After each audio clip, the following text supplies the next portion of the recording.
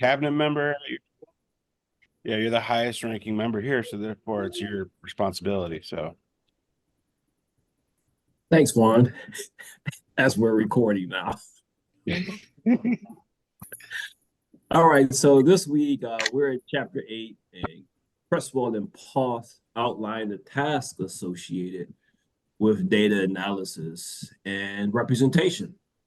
So we have the questions that we're going to be discussing here, and I'm going to start us off. And so the first one is, what ethical issues may arise during data analysis, and then how can those issues be minimized?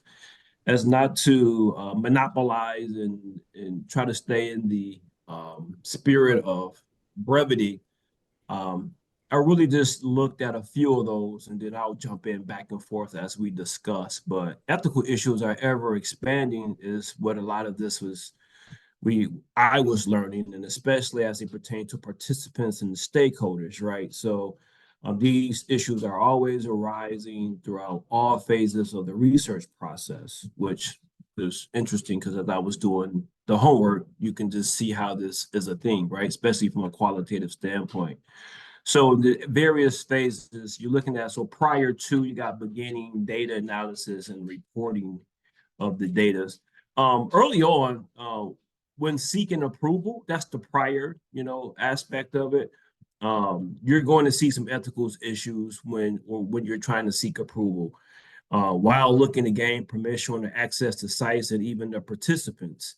And then how do you fix that? One of the things that came up in the book is you fix it by looking at the local institutions, looking at their institutional review boards, and identifying the local gatekeepers. And I think that's super important, to try to not necessarily win over the local gatekeepers, but to just get familiar with them, have them familiarize themselves with you and vice versa, just to try to hopefully gain some type of trust. And I know that can be a timely thing. So that's one of those ethical issues that really stood out to me. And I'll pause there for engagement from you folks. One of them that stood out to me was making sure that, depending on how long your study is, at every step of the way, asking for consent. Because maybe at the beginning of the research, it was fine. But as you continue on and you expand more into that research, maybe consent needs to be, if they want to withdraw it, they have to know, like, you can withdraw it. So making sure that your participants know that their consent needs to be given, and then give it at every step of the way. Which that can, depending on what kind of research you're doing, if you have someone withdraw in the middle of the research, that can be disheartening for you because they may screw your research in like a different area, different way. But also that's when you need to have like backups, like what do they call the participants who are like, you're still recording, but maybe you wouldn't include, but now if you need to include them, you can. So, but I think the biggest one is like just making sure that they know the consent is, and that there was voluntary and is written. I think I've been doing the city training a little bit more this week, trying to close that out. And one of the things that thinking of data analysis that they suggested, particularly if you're doing something more sensitive, is, trying to get the names of the people out of your data set if you can, having ways to identify different participants. And, so in that way, like if, as your data sits somewhere or is reviewed as part of your dissertation piece, there's no you want to make sure that you know who that person is, but at the same point that your audience doesn't necessarily need to know who they are, and making sure that you have kind of good procedures to only have to disclose any PII, not to disclose any PII, and make sure that you kind of, as you're looking at your data analysis and while you're hosting and saving your data, that you're being respectful of the, as much as you can, confidentiality and anonymity of those that you're studying. Yeah, I mean, you guys have pretty much said everything, but biases, right? Reflexivity, which I didn't really know what that meant until today. But yeah, it's basically just actively reflecting on how you could influence the study positive, negative, but when you're supposed to be bracketing yourself, that can really, throw things off. Yeah, I think we kind of covered a bunch of them, right? Security, anonymity, and I think that's what is, yeah. What else do we have? Taking what you're saying about understanding the author's role, one thing that in chapter 9 I thought was really interesting, and I don't know if it's a direct quote, but writing is interpretation. And even at the outset, when you're not looking to interpret your data, when you're just kind of laying out even what your study is, and what lit review you're including as kind of the pertinent topics, that's all choices that you're making to set the stage for the research that you do. And I think it's really important to even think about yourself as the researcher during those stages and understand that you are influencing and you are making a decision, particularly when you have this big lit review that comes in a dissertation, but at the initial onset, the most important research that has driven you to your research problem, you could ignore a whole set of research that's already happened, particularly if it like undercuts your study, or maybe you're replicating someone's study and they just got to it before you did and that came out and it, and so you're just gonna not include it. That's an ethical decision that you're making at kind of what we view as the most like pedantic part of this process, when really it's something that it could have a lot of influence over how someone's interpreting it.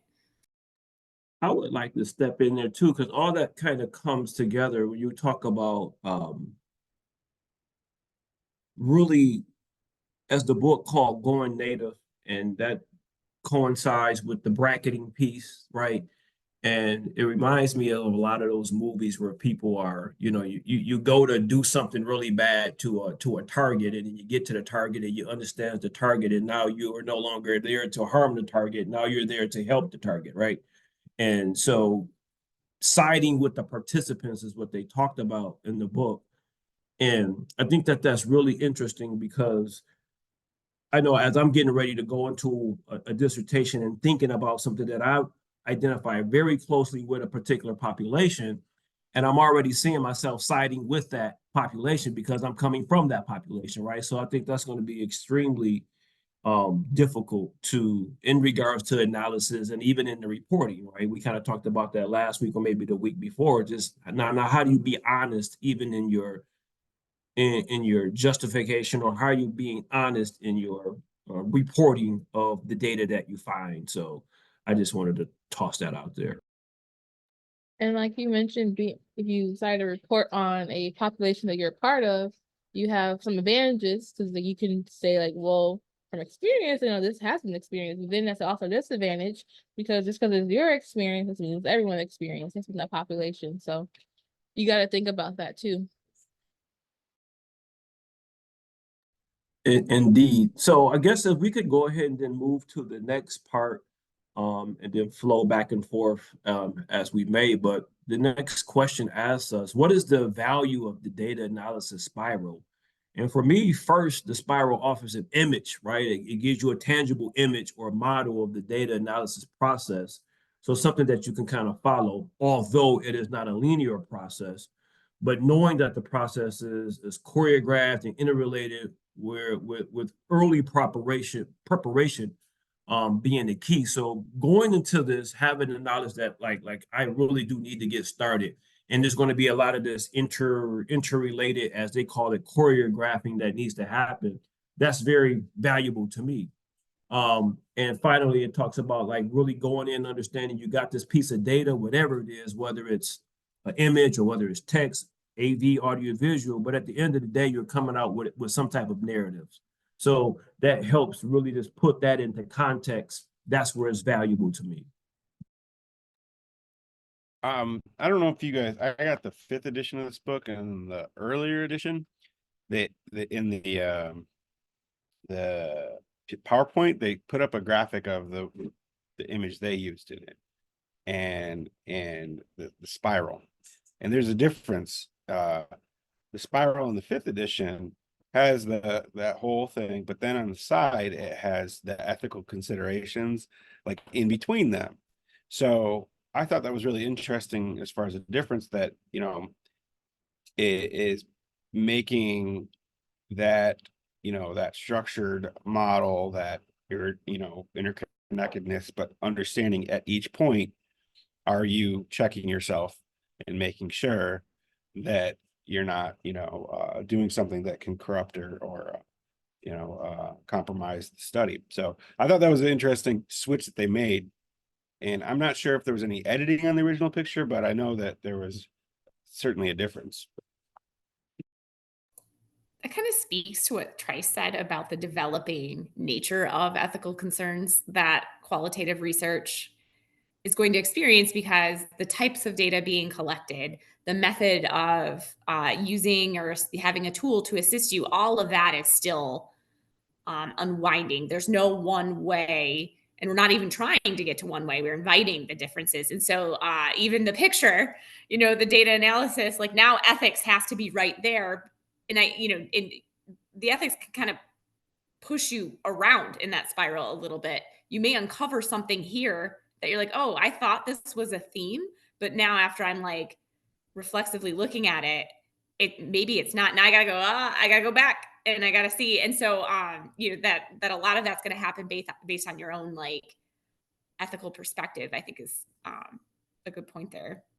Yeah. So like, when I was reading it, I got the same as you talking about, Alicia, that as you continue to read it, you're gonna be able, well, you're gonna have to keep going back and forth.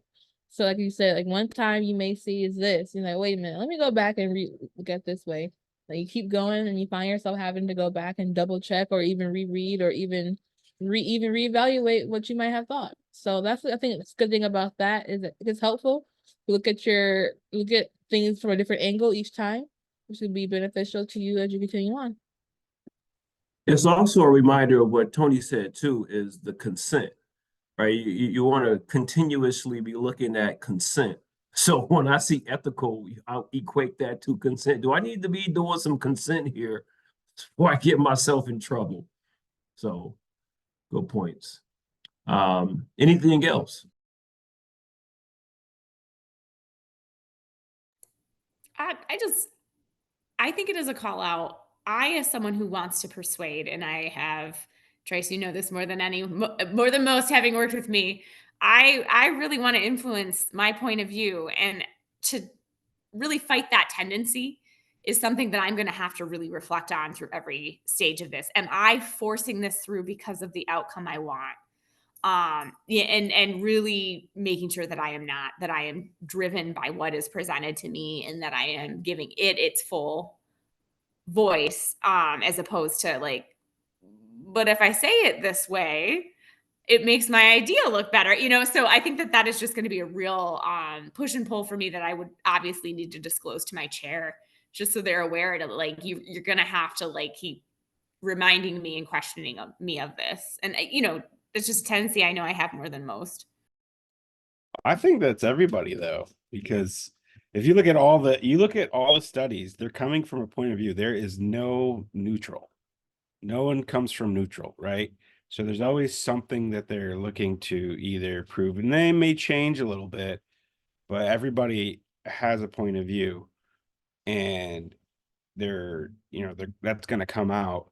Uh, and I think that's why this, books like this exist, right?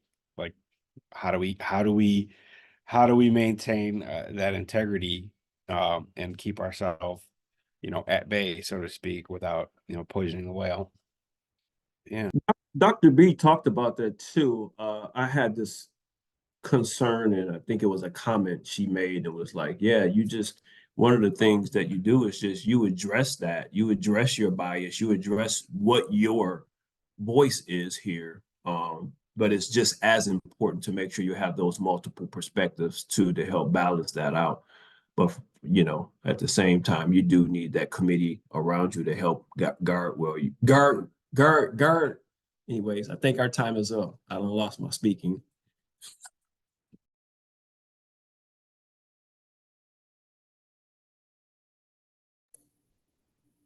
Yeah, Any there's the All last right. one, right? Doesn't that answer the last one? Yeah, we good? So, any last closing statements from anybody?